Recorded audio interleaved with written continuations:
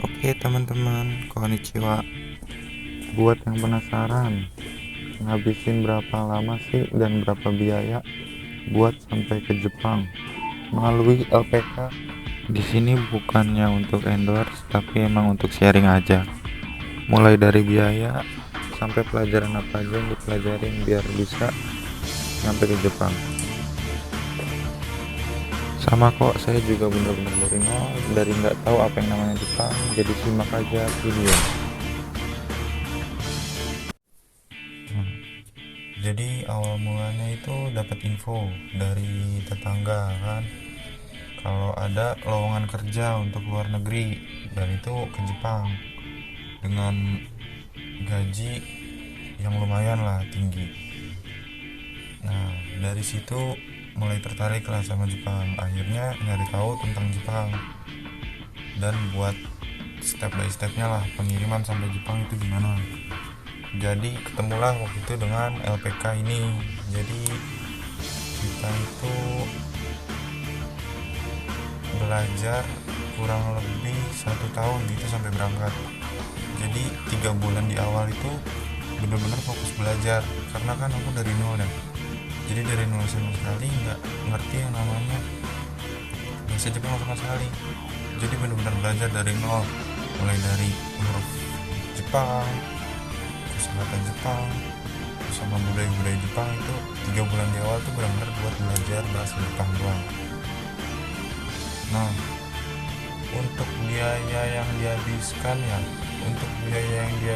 itu terbilang cukup lumayan, tapi di LPK ini ada yang namanya dana talangan. Jadi sistemnya itu kita nggak bayar di awal, bayar ketika sampai di Jepang dan ketika gajian. Jadi nanti sistemnya itu potong gaji. Jadi ada uang namanya uang pokok. Uang pokok itu uang dari sekolah, bukan uang gimana nih betulnya, pokoknya uang pokok lah buat sampai berangkat ke Jepang itu totalnya 25 juta.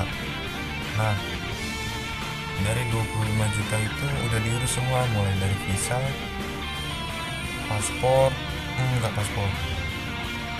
tiket bandara, pokoknya udah bersih lah, udah buat nyampe ke Jepang itu nanti kita 25 juta. Dan untuk biaya pembelajaran ini beda lagi. Jadi uang bersih buat pemberangkatan sama uang pembelajaran itu beda. Jadi sistemnya dari LPK ini kita dikarantina.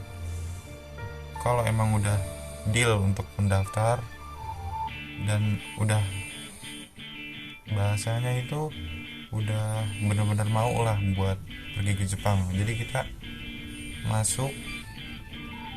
Waktu itu saya tuh di bulan Desember, kurang lebih Desember tahun 2022 itu sampai berangkat lagi tuh benar-benar setahun di Desember 2023 baru kemarin. Nah untuk biaya, untuk sistemnya itu kita ada di karantina gitu, kayak jadi kalau dibilang kayak pesantren lah. Jadi sistemnya di karantina. Jadi untuk pembayaran bulanan di situ itu kurang lebih 1.500.000. Itu sistemnya kita inap terus udah sambil berangkat selama setahun di situ, dapat pembelajaran bahasa Jepang, budaya Jepang, fisik, olahraga. Itu udah sambil makan minum, penginapan. Nanti deh kalau mau lihat video sebelumnya itu ada gambaran di LPK yang saya masukin.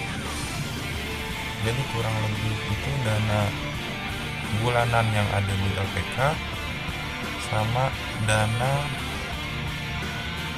yang ada di uang pokok. Jadi untuk pembelajaran utama gitu. Ada lagi juga sedikit saran buat teman-teman mungkin yang minat buat ke Jepang. Jadi ada langkah baiknya untuk belajar bahasa Jepang terlebih dahulu, karena gimana, menurut pribadi saya, kalau emang kalian minat pasti ini bakal gampang sih. Karena satu, kalau kalian masuk LPK dulu, ini menurutku pribadi, nggak tahu untuk kalian, menurutku pribadi itu kayak agak buang-buang waktu sama uang sih. Dikarenakan kalau emang yang benar-benar niat mau ke Jepang pasti bakal bisa sih untuk belajar materi ini. Jadi kalau kalian dari basic nol ya, jadi aku saranin tuh untuk belajar huruf Jepang, terus sejarah Jepang sedikit-sedikit, kayak musim di Jepang, entah peraturan-peraturan di Jepang. Terus sama beli yang namanya buku Minano Nihongo 1. Itu kalian belajarin sendiri dari bab 1 sampai bab 25. Itu kalau emang kalian bener niat belajar itu otodidak, itu lumayan gampang sih. Jadi belajar namanya huruf hiragana, katakana, kosakata, sama Minano Nihongo 1. Pasti kalian bakal bisa sih yang namanya listening, pendengaran, terus menulis, itu bakal bisa sih. Melalui YouTube juga banyak sekarang kan, namanya udah modern lah, jadi semua tuh ada di YouTube.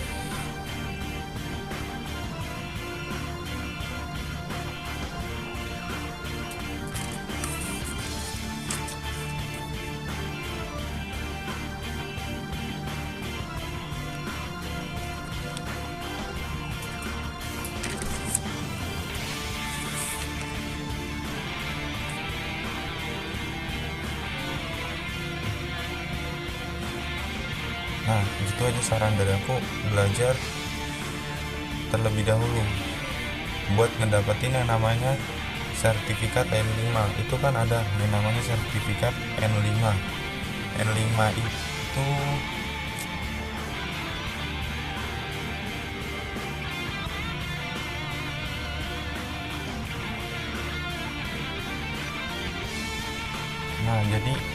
nah jadi makanya aku saranin ya untuk belajar hiragana, katakana, kosakata, sama buku dari Minano Nihongo 1 aja. Itu udah cukup banget sih menurutku.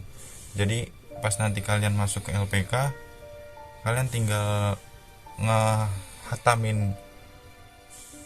ngerevisi lagi lah buku yang udah kalian pelajarin, terus bisa langsung diikutin interview. Karena interviewnya itu kebetulan pakai bahasa Jepang kan, jadi kalau yang belum bisa bahasa Jepang pasti difokusin buat belajarnya dulu. Nah jadi gitu sih menurutku, jadi nggak buang-buang waktu, nggak buang-buang biaya. Karena kalau emang bener-bener kalian niat buat belajar bahasa Jepang pasti bakal bisa sih.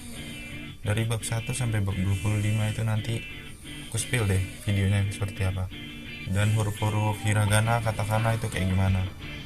Jadi coba, gimana menurut kalian? Oke nggak saran dariku? Sebelumnya kalau ada suara-suara yang agak nggak asing gitu di kuping, mohon maaf ya, karena ada yang tidur di atas ya. Temanku udah tidur di atas. Jadi kebetulan sekarang aku kan belum kerja, tapi udah ada di Jepang, di training center Jepang ini buat revisi bahasa lagi, di refresh ulang bahasa lagi, udah sejauh mana bahasa Jepangku gitu kan di Jepang.